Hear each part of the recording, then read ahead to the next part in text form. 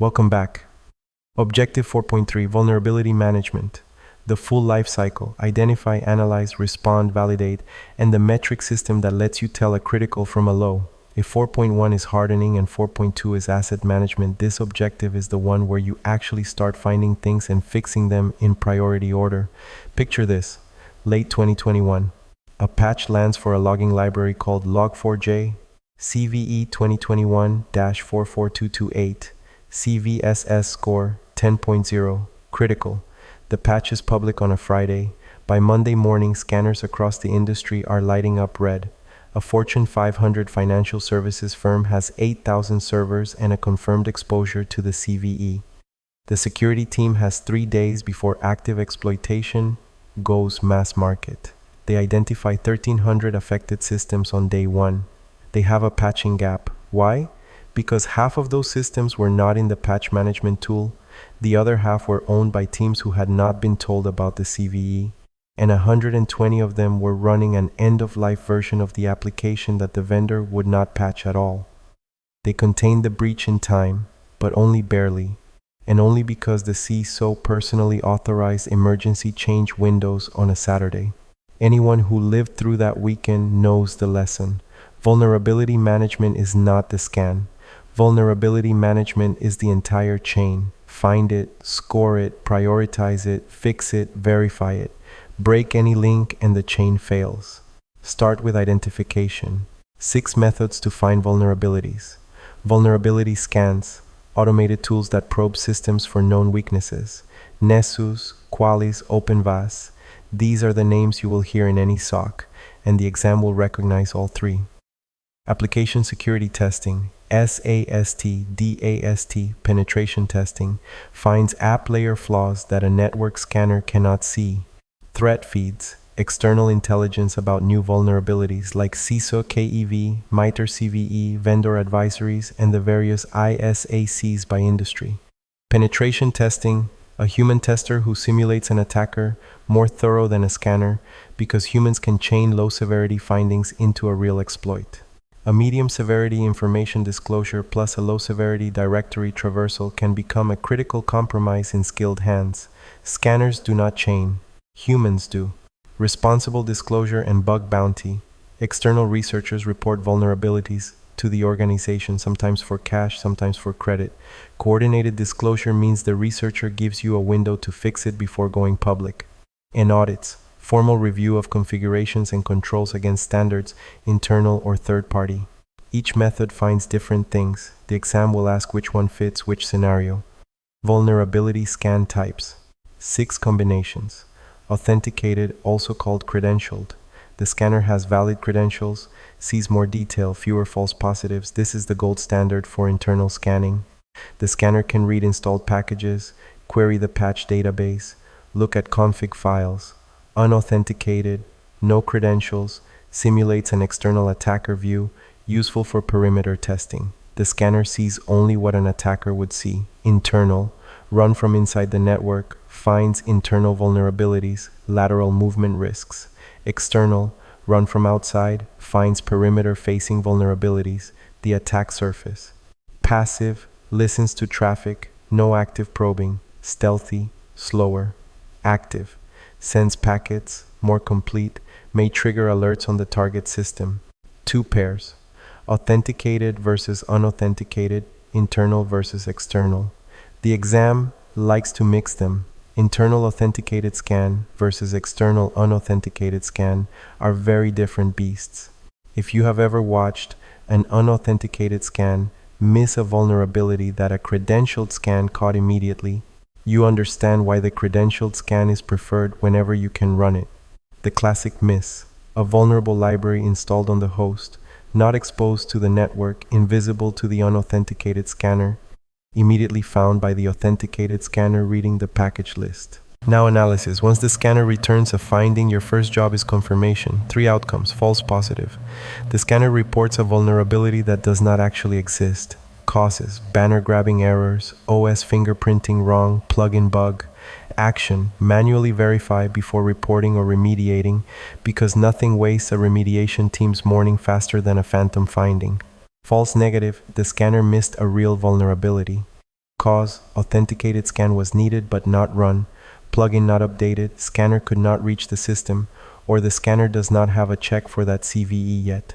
False negative is the more dangerous of the two, because you do not know you are vulnerable, and you cannot remediate what you do not know exists.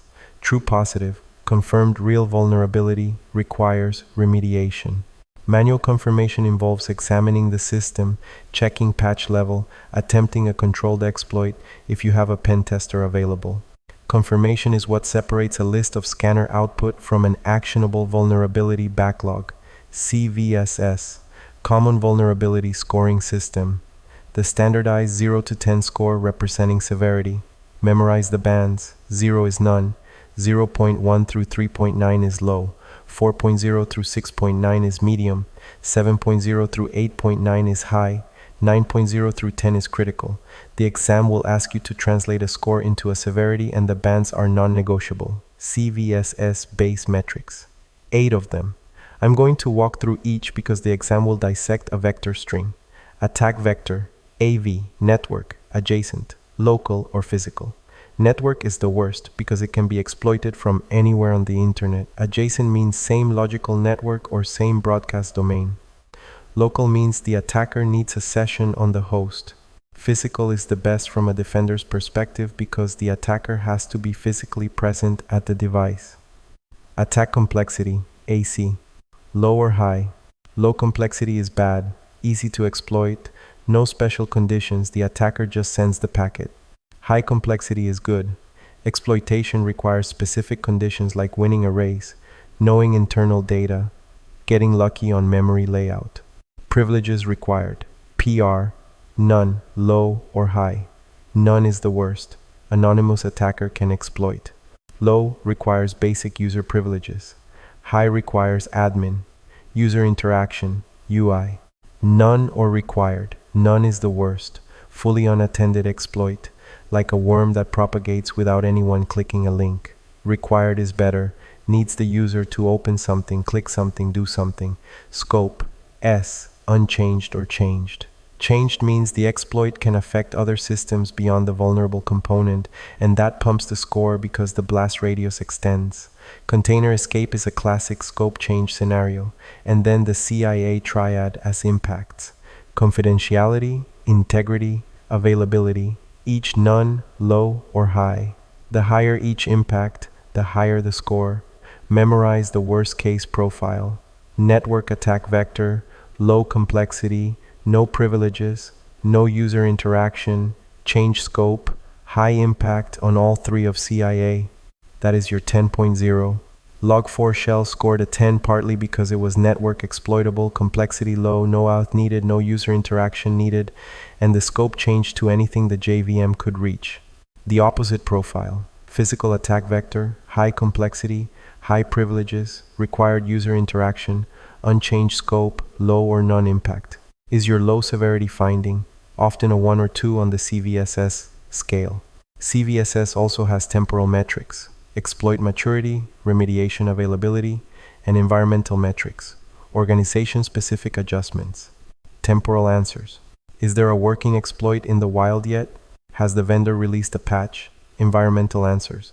Are there compensating controls? Is the system isolated? These two groups can adjust the base score up or down for your specific environment. The base score is the starting point. The temporal and environmental scores are how you tune it to reality. CVE identifiers. CVE stands for Common Vulnerabilities and Exposures, the unique identifier for a known vulnerability. Format CVE-YYYY-NNNNN. Example, the log4 shell CVE I named earlier. CVE is maintained by MITRE. It is published in the National Vulnerability Database called NVD, which enriches the CVE with the CVSS score, affected product info, and patch links.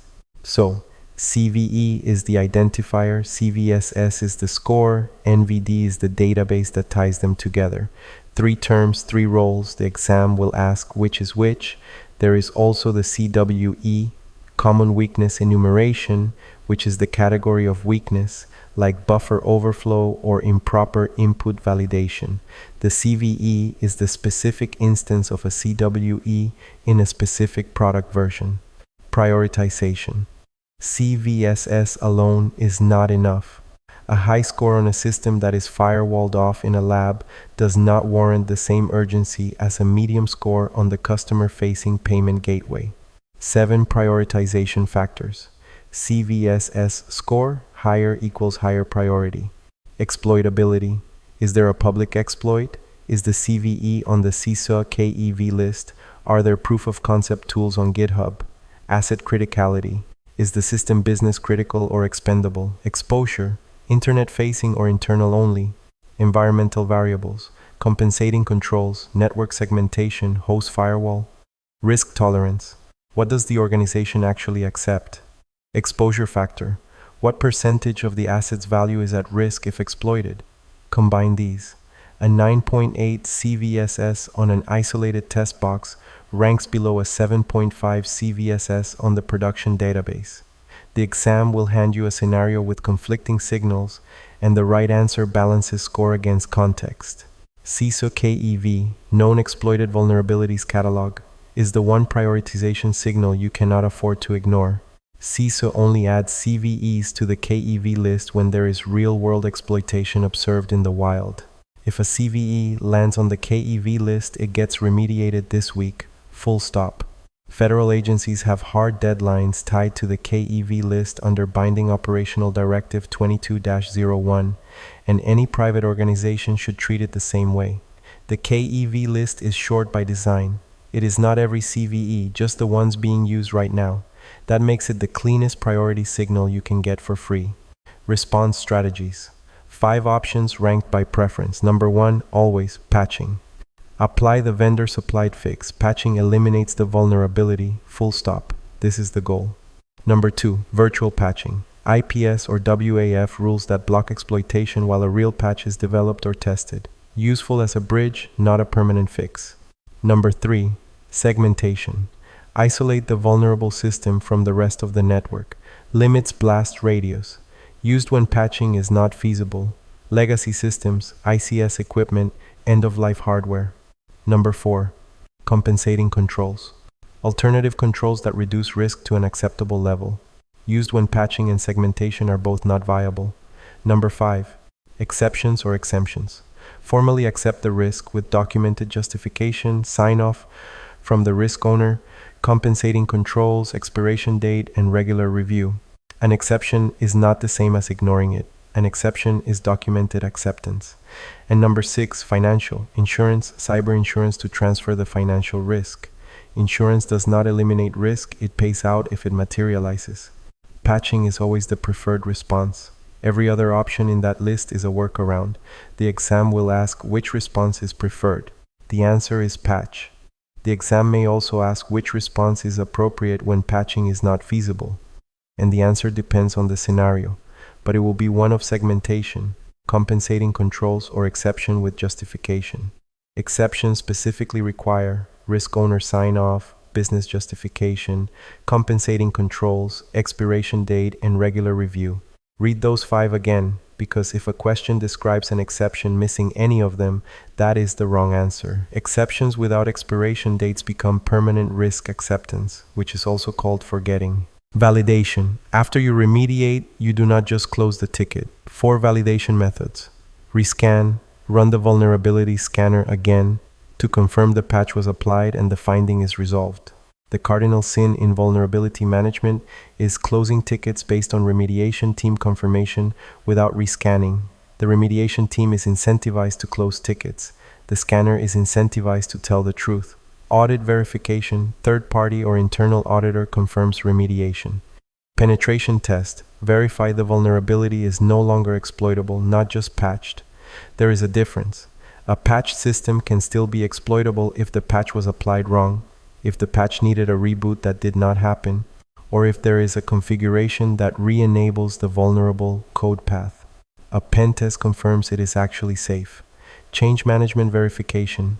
Confirm the patch was logged in the CMDB and the change record matches reality. Always rescan. Always. Reporting. 2 audiences, 2 formats. Technical report. Detailed findings for IT and security teams includes CVE IDs, CVSS scores, affected systems, remediation steps. Executive summary. Risk-based language for management includes business impact, remediation progress, and trend. Metrics that matter. Mean time to remediate, also called MTTR, percentage of criticals patched within SLA, vulnerability count over time, age distribution of open findings. Reports should show trend data. Are we improving or getting worse? A snapshot is a number. A trend is a story. Anyone who has presented a vuln management dashboard to a board knows the trend slide is the one that matters. The board does not care that you have 8,000 open findings. The board cares whether that number is going up or down month over month. Quick recap as a 6-step life cycle. 1. Identify. Vulnerability scans, application testing, threat feeds, pen tests, bug bounties, audits, authenticated and credentialed wherever possible. 2. Analyze. Confirm true positives, eliminate false positives, watch for false negatives. CVSS to score. CVE identifies, NVD enriches. 3. Prioritize. CVSS plus exploitability plus criticality plus exposure. CISO KEV is non-negotiable. 4. Respond. Patch first. Virtual patch, segment, or compensating controls if you cannot. Exception with documentation if all else fails. 5. Validate. Rescan, audit, pen test, change management. Always rescan. 6. Report. Technical for the team, executive for the board, trend over time for both. One last point on 4.3 that often shows up in scenarios: the relationship between asset management and vulnerability management. You cannot scan what you do not know exists. Every vulnerability management program runs on top of an asset inventory. If your inventory is incomplete, your scan coverage is incomplete, and your risk picture is fiction. That is why 4.2 came right before 4.3. They are the same job, viewed from different sides. That is objective 4.3. The patching gap that ate the financial services firm in our cold open is closed by every step we walk through: complete asset coverage, threat feed monitoring, KEV-driven prioritization, exception process for end-of-life systems, validation rescans, and trend reporting that surfaced the gap before the CVE hit. Vulnerability management is a cycle. The cycle never ends. The team that runs it well is the team that does not get the Saturday phone call. Next up, Objective 4.4, Security Alerting and Monitoring. We are going to talk about the alert that was missed in a sea of noise. See you there.